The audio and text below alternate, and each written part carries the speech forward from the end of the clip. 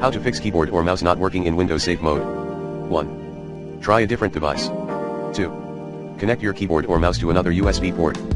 3.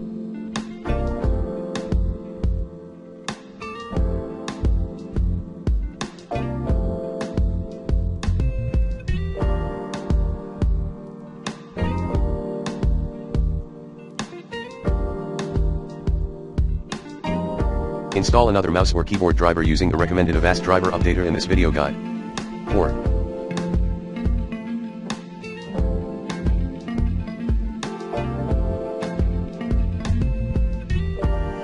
Perform system restore.